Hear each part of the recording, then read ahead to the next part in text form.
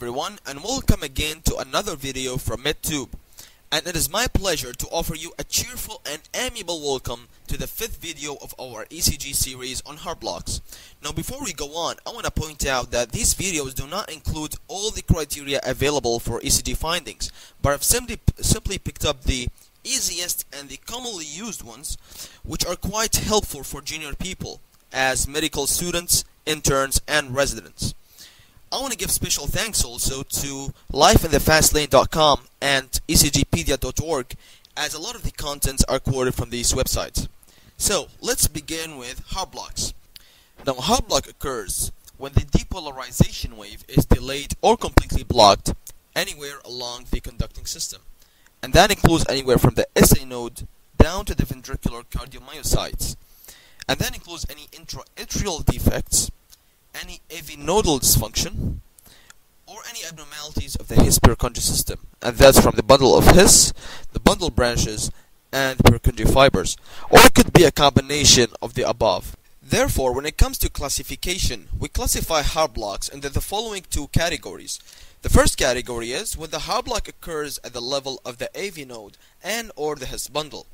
The second category is when the heart block occurs at the level of the branches of the bundle of His, which are commonly known as the bundle branches. Now, we're not going to discuss bundle branch blocks in this video for the following three reasons. The first reason is that bundle branch blocks usually have a normal heart rate. Unlike the blocks at the AV node and or the His bundle, they usually present with bradycardia. But that's not always the case, as it could be the opposite. The second reason is that bundle branch blocks will have a wide QRS complex, whereas blocks at the AV node and or the His bundle will have a normal QRS complex. And the reason is that in bundle branch blocks, it will affect the intraventricular conduction. The third reason is that it would be simply too long to explain both categories under one video. So, let's start with heart blocks at the AV node and or the His bundle. And we generally classify them into three categories. The first category is first degree heart blocks. The second category is second degree heart blocks. The third category is third degree heart blocks, with the first degree heart blocks being the least severe heart blocks and the third degree heart blocks being the most severe heart blocks. Now please note that not all of these first, second, and third degree heart blocks are at the level of the AV node and or the His bundle, but some of them could actually be due to bundle branch blocks. However, they are most commonly seen due to blocks at the AV node and or the His bundle. And this is the reason why some people actually call it as first degree AV block, second degree AV block, because they're commonly due to blocks at the AV node. But since this is not always the case, we're going to go here with the nomenclature of first degree heart blocks, second degree heart blocks, and third degree heart blocks. Now, starting with the first degree heart blocks, it is the mildest form again of heart blocks, and what happens is that simply the depolarization wave is delayed from reaching the ventricular muscle from the SA node, but eventually all the depolarization waves will reach the ventricles. Therefore, there are no drop beats in first degree heart blocks.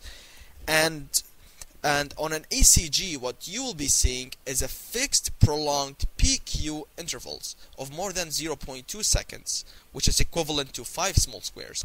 Please remember that the PQ interval represents the time required for the depolarization wave to spread from the SA node down to the ventricular muscle. And since the PQ interval is prolonged, that means this conduction is delayed. Here we have a good example of first degree heart block. So if you look at any P wave right here, so for example this P wave right here, and we count the distance from the P wave till the Q wave, from the beginning of the P wave till the beginning of the Q wave, so that's approximately 1.5 large squares. So this is prolonged PR interval. Please note that the PQ interval is fixed on this strip. So this means that this is a first degree heart block and we cannot see any drop beats. And this is another example taken from Lit 2, the rhythm strip. Again, you can see a fixed prolonged PQ intervals all along the strip. The second type is called second degree heart block, and the difference is that some depolarization waves only reach the ventricles, and therefore we have some drop beats. And we have three main types. The first type is called Mobitz type 1, also known as Winky-Buck phenomenon, and this is characterized by progressive lengthening of the PQ interval until it results in a drop beat.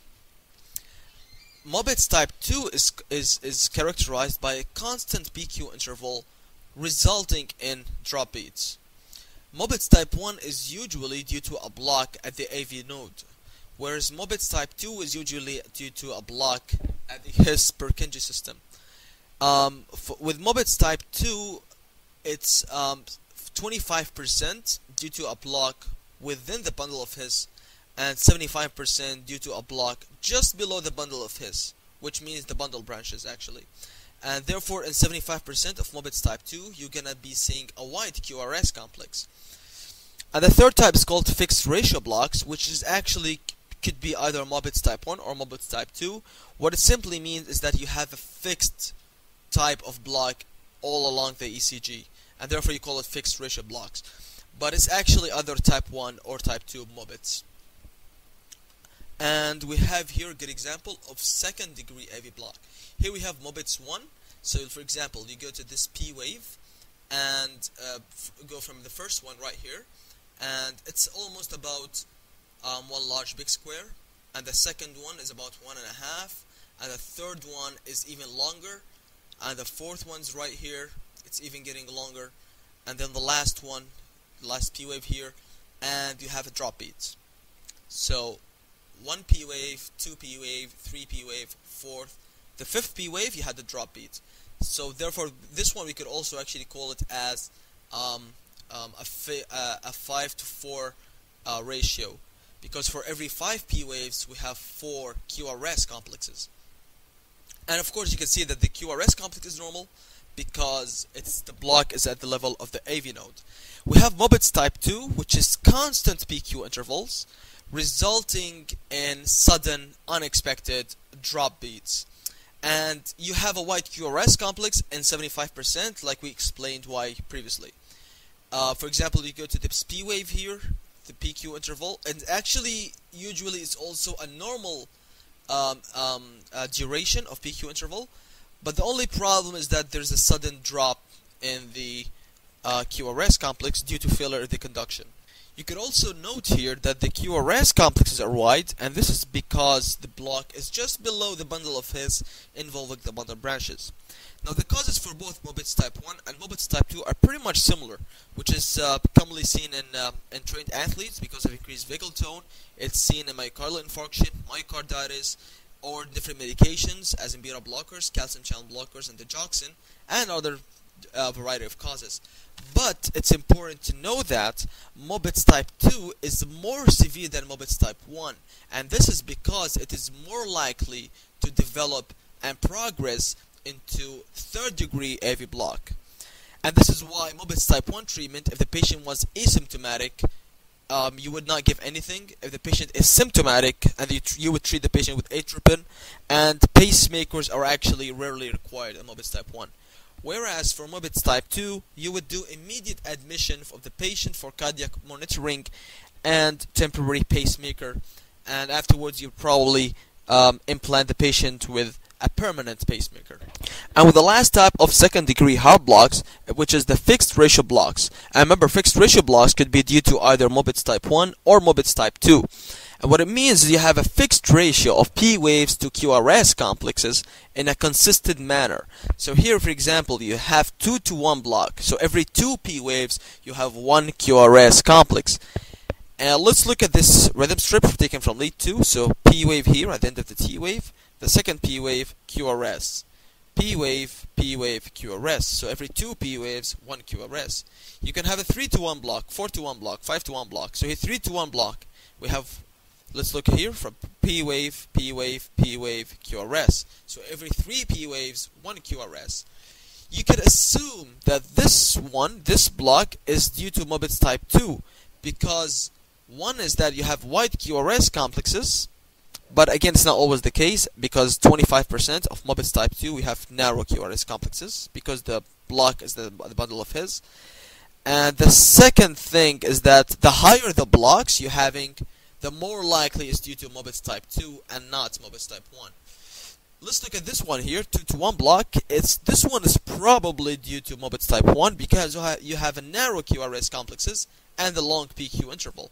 So probably the only way to be certain that this is Muppets type 1 or Muppets type 2 is that you take a long rhythm strip, or you take serial ECGs and you monitor the PQ interval and see what happens. Does it follow the Muppets type 1 or Muppets type 2? And this is a 4 to 1 block. Again, 1 P wave, 2, 3, 4 QRS. 1, 2, 3, 4 QRS. And this is 4 to 1 block. And the last type of Haar blocks is called the third degree Haar block, which is complete dissociation between the atria and the ventricles. There is no electrical connection between them. So you have the P waves contracting by themselves, the QRS occurring by themselves. So there is no depolarization waves reaching the ventricles from the atria. The QRS complexes are either normal or wide, and this depends whether you have a junctional escape rhythm maintaining the ventricles, which you would have a normal QRS, or you have a ventricular escape rhythm maintaining the ventricular rate, and then you would be having a wide QRS complex. Here you have the P waves. So if you look at the P waves, the P wave here, 2, 3, 4, 5. So you can actually see that the duration between the P waves are actually regular, and the duration between the QRS complexes here, 1, 2, 3, 4, are actually regular. You have regular distances.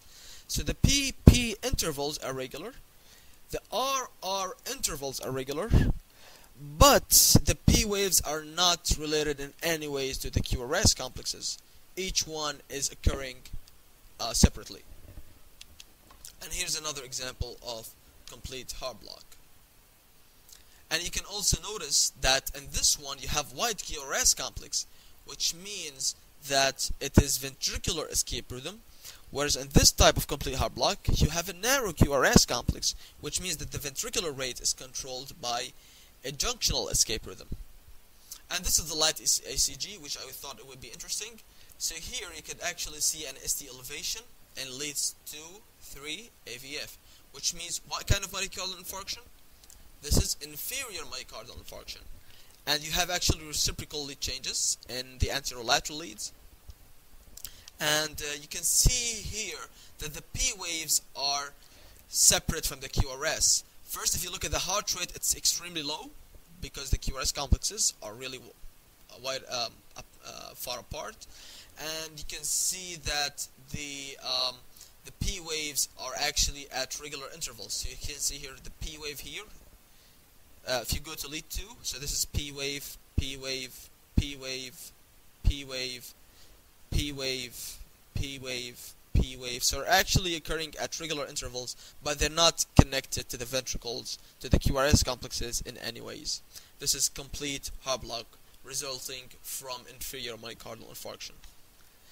That would be all for this video regarding Haar blocks. Now the next video we'll be discussing the bundle branch blocks, and I'm gonna see you on the next video.